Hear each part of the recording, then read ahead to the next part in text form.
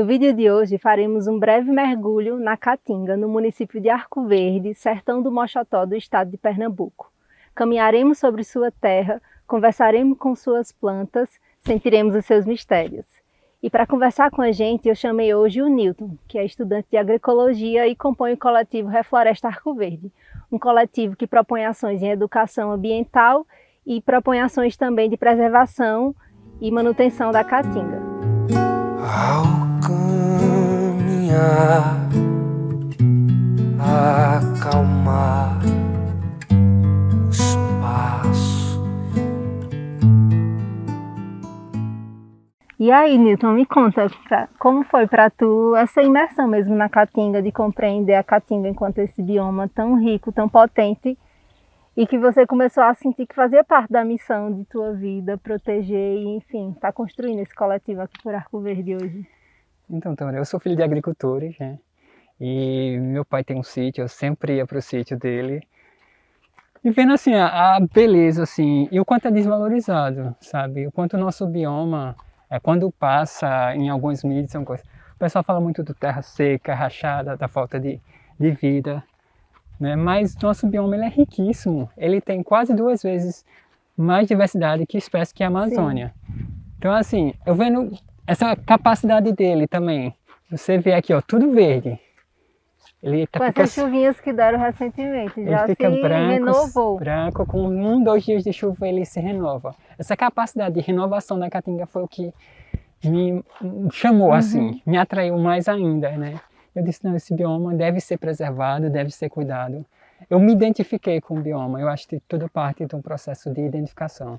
Quando a gente se encontra enquanto nordestinos, sim, enquanto catingueiros, né? A gente não descobre só uma riqueza fora, mas descobre uma riqueza dentro, a gente se vê enquanto bioma. Parte por se sentir pertencente, né? Se sentir este território também, sobre se sentir Caatinga, ser Caatinga, né? E o quanto a nossa vida diz também desse lugar de renovação, né? Quantas vezes nós estamos só mata seca, mata branca, basta uma chuvinha na nossa vida que a gente floresce e fica tudo verde de novo, né? Talvez diga muito também dos nossos ciclos, né? Dos nossos processos de renovação. Sinto, me identifico por aí também, o meu caminho de cada vez mais me aproximar desse saber, desse lugar de fala mesmo, de se sentir presente na vida, enquanto Caatinga mesmo, sabe? E ela ainda precisa ser tão estudada, sabe, tão conhecida, tantas espécies de plantas, de animais, tantas espécies com propriedades medicinais e que muito nordestino conhece, utiliza, sabe? E que é pouco conhecido mundo afora e que a gente precisa cuidar disso. É uma riqueza nossa, é um conhecimento, né, que vem passando através dos nossos pais, dos nossos avós, através de toda essa geração. Sim.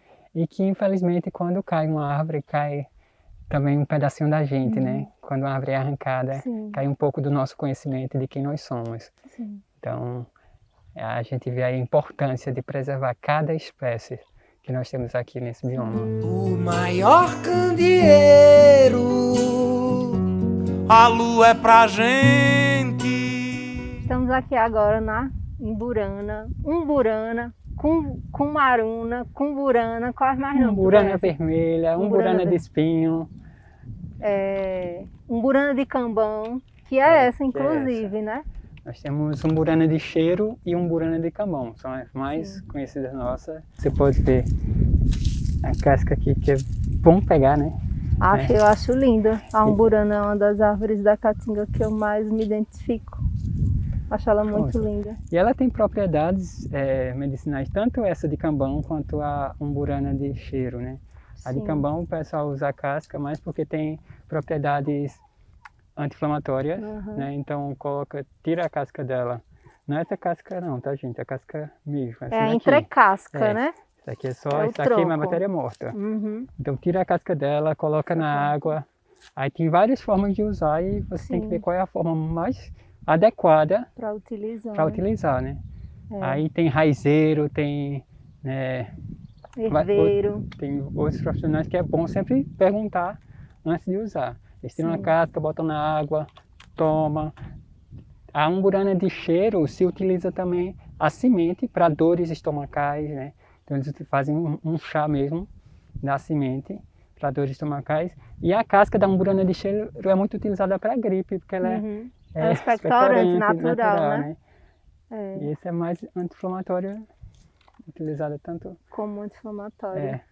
A umburana é uma árvore, né? Enfim, um arbusto da caatinga, que tem um uso tradicional, né, na cultura popular, nos artesanatos. As carrancas são feitas de umburana normalmente. Os carimbos de xilogravura são feitos da umburana porque ela é uma madeira muito maciça, então ela é gostosa para se talhar, ela é fácil para se talhar. Então é uma árvore, né, uma planta que, para além de uma representatividade cultural, ela tem uma dimensão também enquanto remédio, né, enquanto uma grande planta medicinal, enfim.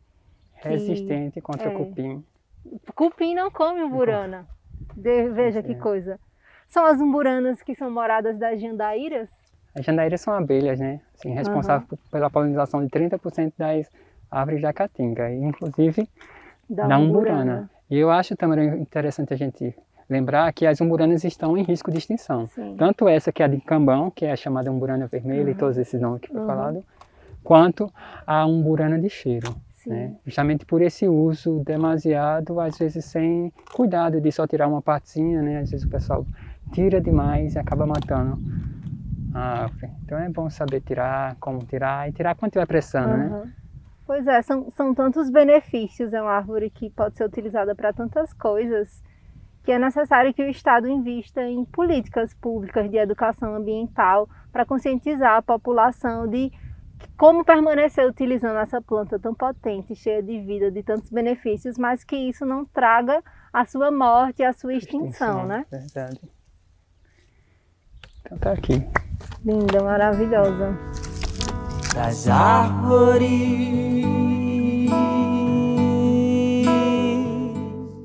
Juazeiro, Juá, Joá, laranjeira de vaqueiro. Menino, eu adoro a criatividade dos nomes que uma planta tem a depender do lugar que ela se encontra, né? Verdade. E é interessante, Tamara, eu não sei se você já viu um juazeiro seco, porque todo canto que eu chego só vejo juazeiro verde. É na seca, é no verão, é no inverno. Parece aquela árvore sempre verde da caatinga, é o juazeiro. Tá tudo seco, mas o juazeiro está alimentado. Está alimentado.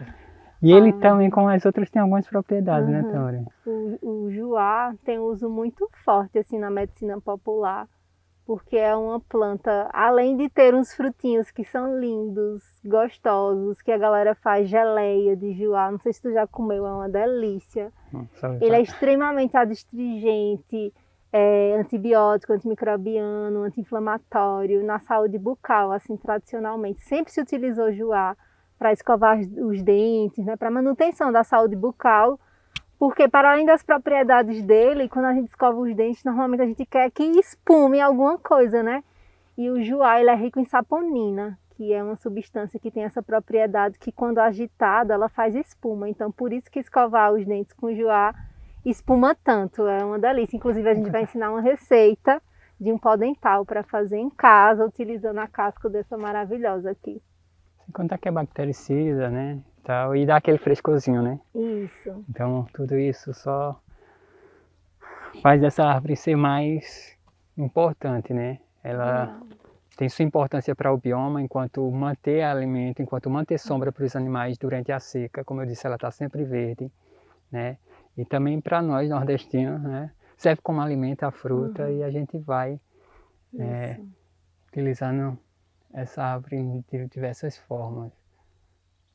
É uma árvore muito potente, né? Que tanto nos nutre de várias formas, né? Tanto como um alimento para a pele também, né? Um cuidado em saúde. Então é uma planta muito querida, assim, e cantada também, muito cantada. Luiz Gonzaga que o diga, né?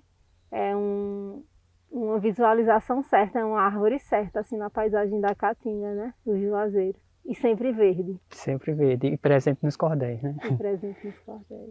Salve o Juazeiro. Enraizar.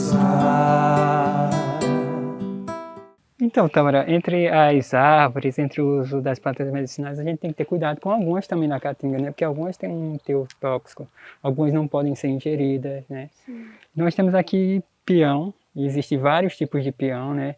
Peão branco, peão brabo, peão roxo, peão manso. Inclusive uma planta, particularmente, que eu não sei fazer o uso. E aí calha muito com isso que você trouxe, né? De que a gente tem que saber exatamente qual planta a gente vai utilizar, não é sair metendo a mão nos matos e usando qualquer planta, porque você viu na internet que ela é boa para pele, para cicatrização. Tem que saber exatamente para que serve e, sobretudo, conversar com quem sabe usar, né? Quem tem essa sabedoria popular para estar utilizando, né, essa planta. Daí a importância dos raizeiros, mais uma vez, né? Uhum. De que está trabalhando com elas todos os dias. Elas também são usadas, né, para rezadeira. Isso.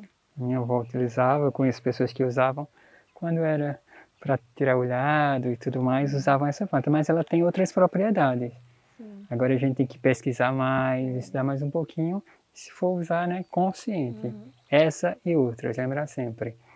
Ver o método, né, Tamara, que se usa, porque tem plantas que podem ser colocadas diretamente na pele, tem plantas que não, tem plantas que são para chá, tintura. Então, isso a forma certa que usar, né? A diferença da forma certa para a forma errada pode ser de um remédio para um veneno. Isso, exatamente. Então, a gente tem que saber exatamente qual planta a gente está utilizando, qual parte da planta a gente está utilizando, qual a dose a gente vai utilizar e como a gente vai incorporar o nosso corpo. Se a gente vai ingerir ou se a gente vai passar na pele, se a gente vai tomar um banho, se é um escalda-pé, se é uma inalação. No fim das contas, como é que a gente vai poder absorver, né, as propriedades, a cura, o carinho dessa planta, né? E para que patologia realmente ela serve, né? Porque também dá para usar para tudo, Para né? tudo, Cada planta tem sua propriedade específica para uma ou outra patologia. E para cada pessoa também. Exato. Porque existe a dimensão energética das plantas, em que nós temos mais afinidades por uma e por outras não. As plantas, elas nos ensinam muito, cada um da sua forma, né? E aí essas plantas que são utilizadas, inclusive, a partir das suas propriedades fitoenergéticas, né? Como as rezadeiras usam bastante, as benzedeiras. É muito utilizado no candomblé também, nas religiões de matriz africana, né? O peão, a gente tem que saber que também nem toda planta, ela harmoniza com a gente, todo né? mundo. Existem muitas plantas. É igual fazer amigo. A planta é um amigo que você faz. Você não dá certo com todo mundo. Então também não quer dizer que toda planta está para dialogar com você, né? É do exato. processo de cada um. E o vento Caatinga verdadeira, catingueira, pau de rato, caatinga de porco. Eita, planta com quantos nomes. Muito nome. E é interessante assim, que essa planta, o nome dela lembra o nome do próprio bioma, né? Sim. Ela é caatinga, o nome é caatinga, né? Só tem um A a mais. Mas, na verdade, o nome dela é curioso porque ela tem um cheiro muito forte. Sim. Então, como as folhas, né?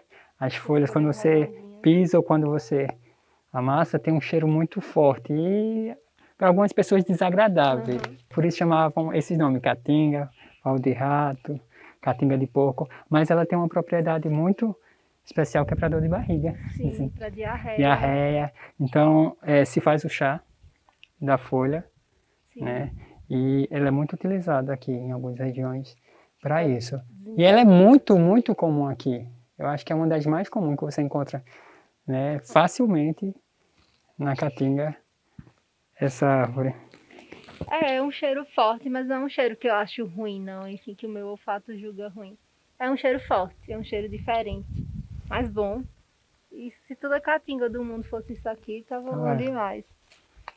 A caatingueira tem uso também para tosse, né? Para tosse com muco, para catarro. Ela é expectorante. Ela é um expectorante. Expectorante e natural. aí o quanto essa propriedade ela é comum, né? Em muitas plantas da caatinga. Eu acho que todas que a gente trocou uma ideia aqui, elas serviam para questões respiratórias, de tosse, de muco, de catarro, né? Enfim, afecções pulmonares, né? o quanto isso é potente. E uma coisa interessante, também eu estou falando isso, porque aqui nós vivemos numa região que é seca, tem muita poeira, então a tosse é algo comum, sabe assim, de se ter, de se pegar. Só que olha quantas árvores que tem, né, que podem ser usadas enquanto remédio para isso e que as pessoas deixam passar batido. Exato. Então assim, a natureza mesmo dá, né, aquilo que a gente precisa, ela vê o que a gente precisa e ela dá. Então a gente só precisa entender, né, para poder fazer uso dessa riqueza. E escutá-la, né? Escutá-la, senti-la, né? Então é isso, gente. Nos nossos quintais, na mata, enfim, nos arredores da cidade, né? São as nossas verdadeiras farmácias, né? Enfim, que nos acolhem, nos traria, né? Nos cuidaria em momentos em que eventualmente adoecêssemos, porque inclusive viver adoecendo nem é algo que seja interessante, né? Mas que, enfim, situações, intercorrências em que viéssemos a adoecer, essas plantas estariam aqui, né? Para nos cuidar e estão, né? Com toda a sua sabedoria, com toda a sua integração, né? De conhecimentos. É interessante que a gente olhe para a Caatinga, né, e não entenda só mato, mas entenda toda uma farmácia, né? É toda uma gama de conhecimento, de sabedoria e de remédios que precisam ser conhecidos. Viver em fogo, serpenteia, serpenteia. Angico amarelo, angico de curtume, angico de cedro. Angico preto, angico branco, angico vermelho. Esses são só alguns dos nomes dessa grande árvore que nós temos aqui. Ai, maravilhosa, né? São muitos nomes porque angico, na verdade, se refere a uma família, né? Engloba muitas espécies e tantos outros gêneros, né? E ela é muito utilizada aqui na Caatinga, né, para várias coisas. Geralmente o pessoal utiliza a casca dela. Lembrando que essa parte aqui é a parte morta. Então você tem que tirar e vir até essa segunda parte aqui, Que é o que a gente chama que de é o que entrecasca, é né? entre casca, que é entre a parte exterior e realmente o núcleo O núcleo do tronco, né? do tronco. O angico ele é muito usado para, assim como as outras plantas que a gente trouxe também para questões respiratórias, tosse, com muco, né? O pessoal costuma muito fazer um xarope, um lambedor, né? Com sua resina, com a casca do angico. Por esses tempos, inclusive, de surtos de Covid, de gripe, eu quase adoeci de gripe e tomei um lambedor maravilhoso de angico, casca do angico. E me salvou. Passei um diazinho só mal, não tive mais nada. É interessante a gente também lembrar, também, eu não sei se tu sabe, mas a resina dela, ela aumenta a libido. Algumas pessoas colocam na água, Interessante. né, o pessoal usa muito, né, para aumentar a libido. A resina, nós não temos a resina aqui porque geralmente é no inverno que sai a resina do angico. Mas o pessoal utiliza muito. E também serve para gripe a resina também, porque também traz parte da seiva, né, a seiva. Que tem isso. Além disso, ele é utilizado também, só pega a casca, ou ferve ou coloca na água por 24 horas, né, faz a tintura e tudo mais, para escorrimento, para infecção uterina, né, e para... Banhos de assento, né? Exato. Então ele é também muito usado para isso, porque ele tem propriedades anti-inflamatórias, antibióticas, né, e tal. E o angico tem um uso também muito tradicional na cultura popular, nos curtumes, porque o angico vermelho, ele é rico em tanino, e tanino é um pigmento incrível, assim, o quanto ele deixa as coisas roxinho, avermelhado, e aí todos esses grandes couros, enfim, que a gente vê que constrói esse gibão, a roupa do vaqueiro, que se construía aqueles malotes dos tropeiros, enfim, dentro da cultura popular, né? Esses couros eram tingidos, não sei se até hoje são, mas imagino que em alguns territórios, em algumas comunidades, ainda deve ser dessa forma, né? Se utilizava a tintura da casca do angico. E é interessante, né? Porque a gente encontra o couro amarelo, que pode ser curtido com angico amarelo, encontra o couro vermelho, né? Sim. Que é o mais comum, o angico vermelho por aqui. É bem interessante. Agora também tem uma curiosidade do angico, Tâmara, que é a questão de uma substância tóxica que é encontrada Na verdade, ela é alucinógena, né? Mas se ingerida, né, em grande quantidade, ela se torna muito tóxica ao nosso organismo, que é encontrada na folha e nas sementes, né? que não podem ser ingeridas, tá? Isso. Então, é muito interessante a gente lembrar que as folhas e as sementes do angico não podem ser usadas Isso. para medicação, para nada, tá, gente? Exatamente. Apenas a casca ou a resina. É um alcaloide que tem ações psicoativas, né? Que é a bufotenina. Assim como as folhas, quando elas estão murchas, elas produzem um ácido também que é muito lesivo, né? Para as células, até para os animais também não podem se alimentar.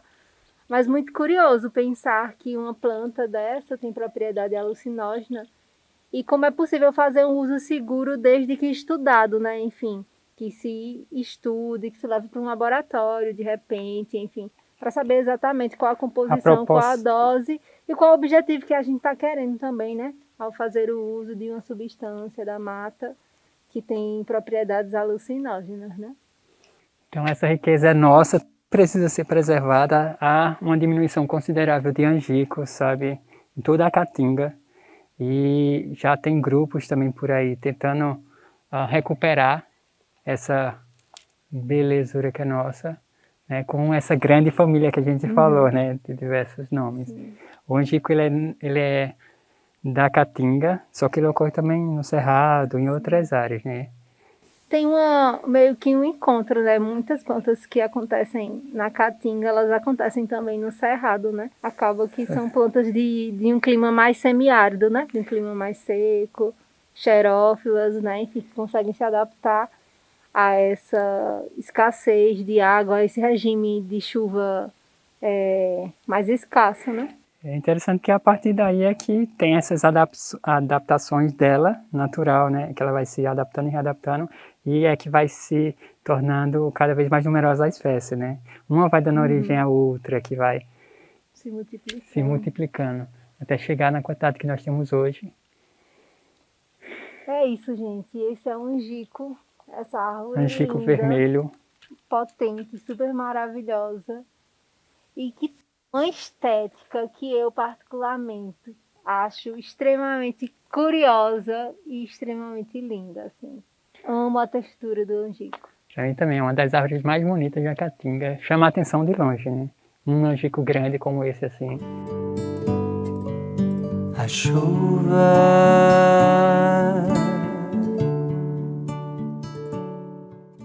Esse é um pezinho de mulungum que algumas semanas atrás, quando a gente veio aqui, a gente plantou umas mudas, né, de umas sementes que Milton germinou. E aí ele tá super bem, lindo, maravilhoso. O mulungum é uma das plantas, né, nativas da Caatinga, né? É o famoso suinã também, né? O mato das folhas vermelhas, né? Encarnado, o mulungu encarnado. Verdade. Nós temos aqui muito comum o mulungu na região, né? É interessante assim, também tem as variedades.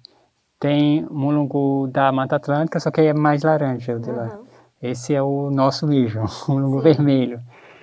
Vermelho, encarnado. Que a gente enxerga de longe quando ele está florido na Caatinga aqui, muito bonito. E ele também, igual as outras árvores que nós já mostramos, tem propriedades medicinais, né? Tem propriedades curativas. Ele é muito usado na questão de ansiedade, para a questão de insônia. Depressão. Exato. Agora também é preciso saber as partes que podem ser usadas, né? Se utiliza muito a entrecasca do mulungum para se fazer tintura, para se tomar um tempo, um período. Tem que ser um uso assistido também, acompanhado, porque é uma planta que produz muitas modificações no seu corpo, no sentido de buscar se harmonizar, né? Entender que nós vivenciamos os nossos processos de saúde mental, de sofrimento psíquico, em uma planta que age exatamente nesses lugares, né, de subjetivação. É uma planta de muito poder, né? Então o uso dela tem que ser controlado, organizado, a dosagem, a quantidade, por quanto tempo, tudo isso tem que ser muito dito e descrito. Não é à toa que, enfim, algumas questões podem surgir, né, desse uso. falando por experiência própria, uma vez eu estava com muita insônia, aí inventei de tomar mulungu. Só que um chá, né? Um chá até fraquinho, só que minha pressão muito baixa. Eu fui para o espaço. Então, mulungu, embora seja uma planta linda, maravilhosa, que respeito e gosto muito, faz parte da minha história de há alguns anos, é uma planta que eu não utilizo a sua propriedade medicinal. Então, nesse caso, não seria muito indicado. Isso. Talvez algo mais leve, né?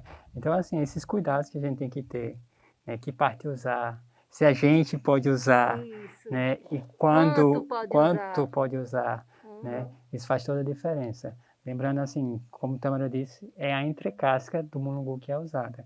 Não se utiliza a folha, nem a semente, nem as flores, porque, na verdade, existem 3 variedades de mulungu. E nas que se sabem, há uma substância tóxica foi encontrada na semente e na folha. Só em um não foi encontrado, mas para você saber a diferença de qual não foi encontrado, então, por segurança, use apenas a entrecasca. A gente aconselha, né, indicação de um raizeiro, de quem trabalha... de um fitoterapeuta, né? Quem já tem alguma experiência que possa lhe ajudar a saber mais ou menos a dosagem, quando e se você pode usar. Conversar com raizeiros, raizeiras, herveiros e herveiras, consultar livros, cartilhas, materiais na internet. Muitas universidades compilam vários conhecimentos no universo das plantas medicinais que podem estar servindo de material de estudo para cada vez mais a gente se aproximar desses saberes, de toda essa sabedoria que a Caatinga, que é esse bioma maravilhoso, tem para nos fornecer, para nos compartilhar. Um bioma riquíssimo, como vocês viram, né? Precisa ser preservado. Nós temos um grupo chamado Refloresta Arco Verde. O Instagram é refloresta_arcoverde, se quiserem fazer parte. Nós acreditamos que é preciso conhecer para preservar, né? E preservar para que as próximas gerações também conheçam essa nossa riqueza. Então é isso, Tamara. Muito obrigado pelo convite. Que massa, Newton, ter você aqui partilhando com a gente, né? Seus saberes, suas vivências, suas experiências, né? Aqui junto à Caatinga. E é isso, gente. Até o próximo encontro. Pro sol,